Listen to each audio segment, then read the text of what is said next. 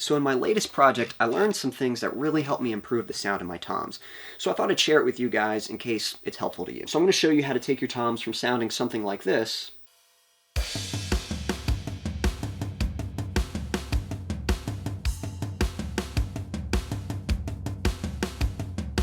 to sounding more like this.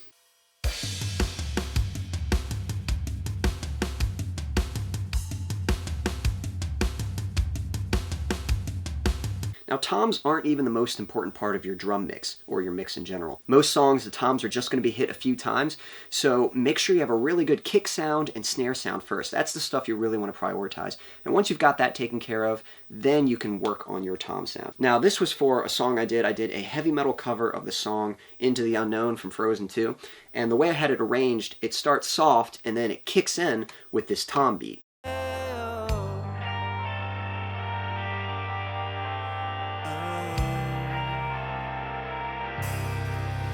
You're not a voice, you're just a ringing in my ear, and if I heard you, which I don't. So because of that, I really wanted to sell that this was a heavy metal cover, and I wanted it to hit hard, and you know, people on the internet have a very short attention span, so if they were going to stick around, I really had to make sure that I made a good first impression with my mix. So this was a project where I really prioritized the sound of my toms. I needed them to sound really good in this area. In the past, my toms didn't sound bad, they weren't that spectacular, and for a song like this I really needed them to stick out. So that's why it kind of motivated me to learn some new techniques to really get my toms to sound better, and I'm going to show you what I learned.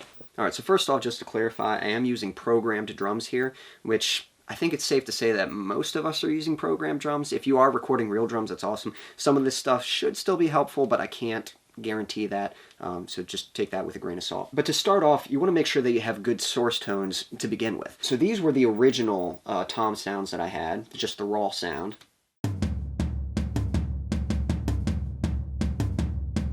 And what I wanted was for these toms to sound deep and powerful, but what I found was when it came to putting them into the mix, they kind of got muddied up, and like they were there, but they didn't really sound very punchy, and I kind of like tangy toms. They weren't really tangy. What I found out is that the kit I was using has 4 toms, and I typically, like I play drums, I like kits that have 3 toms because I like the snare, and then 3 toms, 1, 2, 3, 4. And I was using the 3 lowest toms, and it actually worked out just to move all those toms up. So this was originally my lowest tom right here, and all I did was just move it up to that, you know, which is just a little bit higher. That was my mid tom, and now I made that my low tom. So let's see, here are my mid toms. And I'm going to move these up right there. So now what used to be my high tom is now my mid tom. And then the high tom, now I move that up even higher. So already you can hear that it kind of has a tangier sound. So here was before.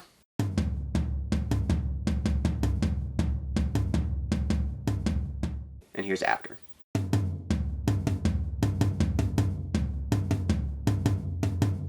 So you might be thinking you want your toms to sound deep and powerful, but you might be picking toms that are too low and just don't cut through the mix. So that's the first thing. Maybe just try moving up, try using higher toms, and that might solve a lot of your problems. Okay, so then what I do with those MIDI tracks is I bounce each of them out into a single audio track. But make sure you get your panning right first. So for the middle tom, I like to pan them right up the middle. For the high tom, I like to pan it 25% to one side, and the low tom 25% to the other side.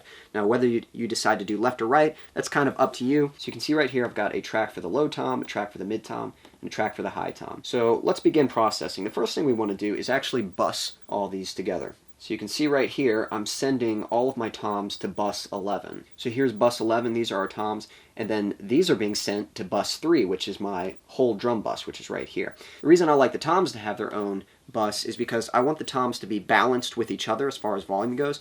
So if I need to adjust all of the toms, like, oh, the toms are way too loud, or oh, they're too quiet, I need to turn them up, it's nice to have one fader where I can adjust all the toms and know that they're still going to be balanced with each other instead of having to do the individual faders. Also, while I'm talking about buses, keep in mind that there are some things that are going to indirectly affect the way the toms sound. Like, I have some processing that's affecting the whole mix and the whole track, but again, that's just going to have some minor impact on the sound of the toms. What I'm showing you today is the core stuff that's going to shape the sound of your toms. Let's start with the bus. It's usually nice to do top-down mixing. Start with what's going to affect everything and then go into the details of each individual tom. You obviously want to start with your faders, get them balanced with each other, and you want to make sure they're very balanced with the kick drum as well.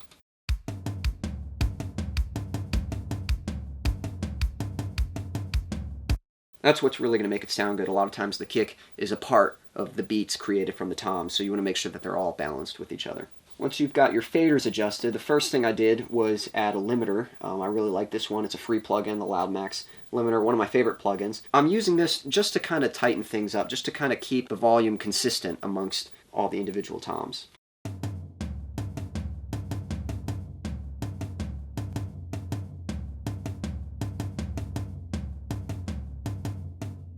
So I'm doing about -4 dB of gain reduction. And you can just hear when you turn the limiter on, it just tightens them up. They sound like they're working more as a unit instead of these like individual toms that are just kind of out in space. Now next I've got this plugin called DF Excite. Now this is a free plugin from Drumforge. I think that's Joey Sturgis Tones. And to be honest, I've never really liked this plugin. I downloaded it because it was free and I tried using it. I could never get good results out of it, but this was another opportunity for me to try it out, and it does work pretty nice on the toms. So there's different modes you can select for kick or snare or whatever, but they've got one for toms, so I've selected toms. And what this is, it's a saturation plugin. Technically, it's adding distortion. Why would you do that? Distortion kind of helps with the dynamics. It keeps it from sounding super pokey and just gives it some nice texture and makes it sound kind of more well-rounded. You can see there's different kinds of distortion here. I'm using the American distortion, and you can control the amount of drive in different frequencies. So you can control how much distortion is happening in the bass, how much is happening in the mid, how much is happening in the high mid, and how much is happening in the treble. So I'll kind of show you what this sounds like. You can definitely hear it's doing something. It sounds nice. All I can really recommend is just getting in there and kind of playing around. You're certainly welcome to copy my settings and just see if they work for you.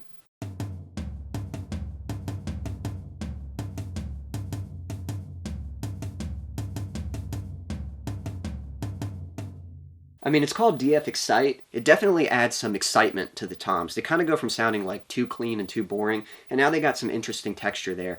And then the last plugin I'm using on my toms bus is this MJUC Junior plugin. This is a free plugin from Klanghelm. And to be honest, this is kind of a weird plugin. It's a compressor, but I discovered that this is one of those plugins where you just kind of add it to your track and it just makes it sound better. I didn't really dial in settings. The only thing I did was adjust the volume. So you can see I've subtracted -0.2 dB just to make sure it wasn't tricking myself. Sometimes when it sounds louder, you think it's better, but it's actually just louder. But yeah, it's super subtle, but I thought it made it sound better, so I left it on there.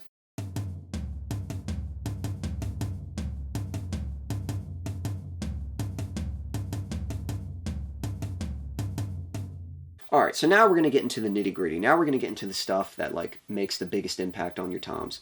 And what's interesting is the process is going to be very similar. We're pretty much using the same signal chain for each individual tom, but we'll use slightly different settings for each tom. Now the first thing we're going to add is a noise gate. So here's how this is helpful. If you listen to this low tom, it's very resonant. Just listen how long it rings out. It just kind of keeps going, it goes for a long time. The problem is when you're doing a tom beat where the toms are kind of constantly playing back and forth, that resonance actually interferes with the attack of the next tom hit. So when you hit that tom, that resonance is going to ring out, and the next time you go to hit it, the resonance from the previous hit is going to cover up your next hit and keep it from sounding quite as punchy as it can. So the noise gate is helpful because it can shorten the resonance. You can have it ring out, and then you can have it cut off just in time for the next hit. So let's listen to that long tom again, but I'm going to turn on the noise gate. Hear that? Hear how much shorter that was? It just cuts off right after a couple beats. Now, on its own, that might sound kind of weird, might sound kind of unnatural, but in the mix, no one's going to notice that because something else is going to take the place of that resonance. So really, I just throw this on here. I don't really mess with any of these other settings. It's just the threshold that you want to adjust. And you just try to find that right spot where it kind of cuts off just in time for the next beat. So this really keeps your toms sounding clean and punchy. So here's without the noise gate. And here's with the noise gate.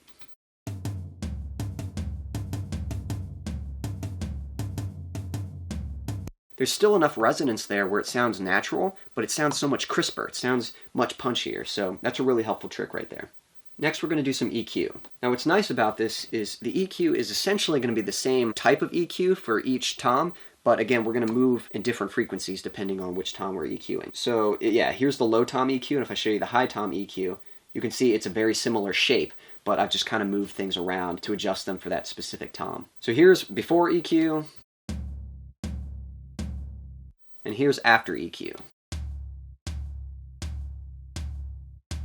So really, you can just copy my settings and then just kind of move them around and try to find the right spot. But I'll sort of explain what's going on here. So I've got a high pass and a low pass filter. To be honest, this low pass here, I just kind of throw it on without much thought. It doesn't really need those frequencies up here. This is just the default setting, and I'll just kind of throw it on so that there's nothing up there that's competing with more important high frequencies. And then for the high pass filter, this is just a matter of kind of playing around. I don't want this to be competing with like the bass or the kick drum. I want it to be close because this is the lowest tom, but I want it to be kind of tight in the low end. So I settled for around 35, which is not as much as the kick. If you look at my kick EQ, I've got that down to 25. So the kick has more low end than the low tom. Next, we're going to cut out some frequencies. This frequency here, kind of around 200 hertz. You can just hear this is kind of a nasty sounding frequency, really boxy sounding. Like that just doesn't sound good. So yeah, it makes sense that we want to cut that out.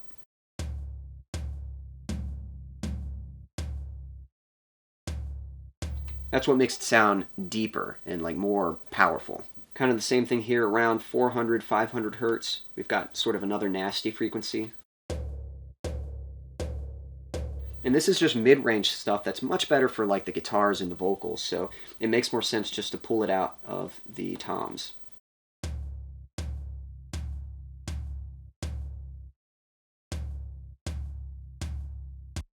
So already sounding better. Now we want to give it a little more smack, a little more punch. So we're going to find that kind of up in the higher range, more around 4,000, 5,000 hertz. So I'm doing a 3 dB boost, and it's pretty wide. So you can just hear that's adding like some smack to it.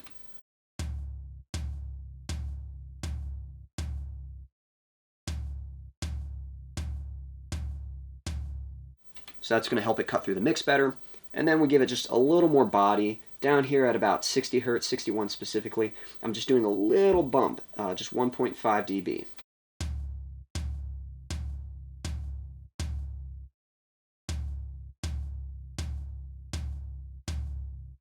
And that just rounds it out a little more. It sounds kind of flat without it. So by doing that scoop in the mid-range and then kind of bringing up some of the highs and the lows, it just gives it a much more round, gives it more that tangy, like, you know, jungle tom sound. So now we're going to do that same exact thing for the mid and the high tom. We're just going to do them in slightly different places. So you can see the high pass filter is up to 50, so it's up a little bit higher. I've got that same low pass, and again, just without thought, just the same settings. We're scooping out some mid-range junk, and we're looking for that same sound, that same nasty, like boxy sound, but it's going to be in a different spot because it's a higher sounding tom. So we're pretty much just moving up higher. And then I'm kind of going up even higher to give it more smack, a little past 5,000 hertz. And then again, giving it more roundness on the bottom end at about 91 hertz. So pretty much the same EQ moves, just higher up in the spectrum. However, I did find that for the higher toms, I did need one more band, and maybe that's because I'm bad at EQ, but I had to add another EQ. I found some weird conflicting frequencies here, so I'll turn these up. You hear how they're kind of fighting each other? It's just this like really nasty resonance. I found that around 136 and 144, and I've got a very narrow cut there. That just kind of cleans it up a little bit. So here's with and without.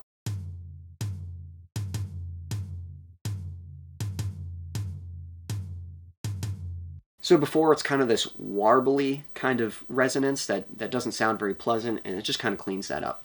And then pretty much the same thing with the high EQ. Very similar shape, but again, even higher up on the spectrum. But interestingly, this one I've got one more tom, and I'm adding more smack, but I guess kind of in the lower end. If you look at this first EQ, I've boosted at 8,500.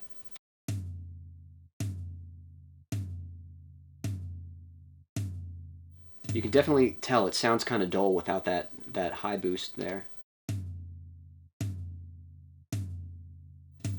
But I felt like it needed this one too.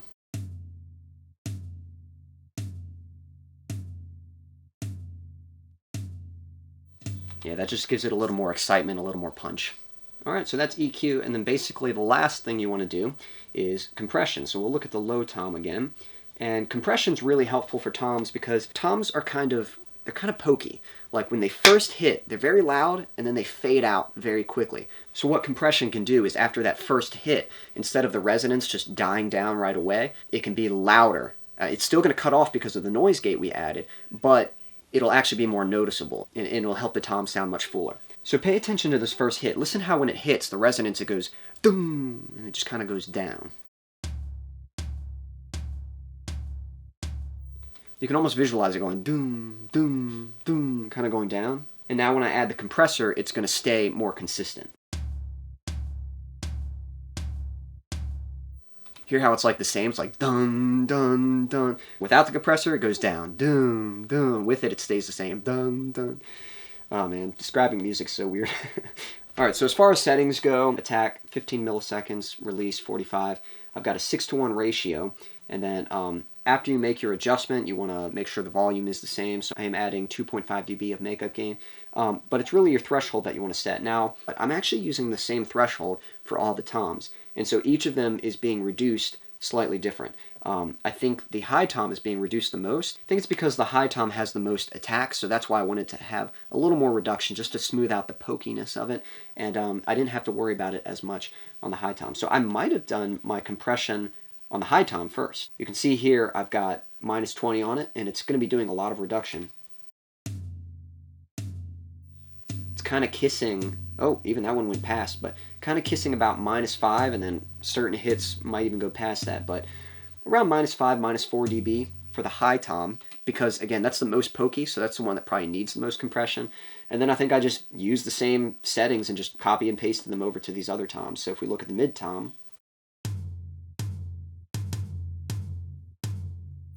same settings, but not quite as much reduction, more about -3 dB. And then the low tom, only about -2 dB. And if you think about it, it makes sense. The high tom is going to be the most pokey and the least resonant. So it's going to be boom, boom, you know, like really pokey, no resonance at all. So if we want to make that sound fuller, we really have to compress it heavily. On the other end of the spectrum, the low tom isn't going to be very pokey to begin with and is going to be very resonant. So it doesn't need as much compression. So I guess that's kind of the quick fix there, is do your compression on the high tom first, kind of get that sounding pretty balanced, and you can probably use that same setting for the other toms too. But of course, you may adjust it where necessary. So here are the toms before compression.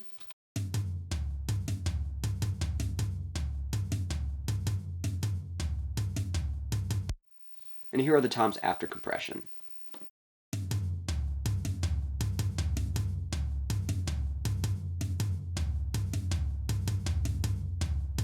The compression really just tightens them together as a unit. Before, they sound kind of spaced out and like they're all over the place, and then the compression just brings them together and makes them sound nice and tight and working well together and sitting right in the mix. And that's pretty much it. The only thing that's left is I am sending them to a room here. That's what this bus 2 is. I also have some parallel compression, and again, this is something that I'm doing on the whole drum kit, so yes, it will affect the toms, but this isn't something that I did specifically for the toms. But yeah, that's pretty much it, and then you've got a pretty banging sounding drum kit. You're not a voice, you're just a ringing in my ear. And if I heard you, which I don't, I'm spoken for, I fear. So I hope that was helpful. I hope that gives you some ideas the next time you're working on the toms in your mix. Thank you so much for watching. Until next time.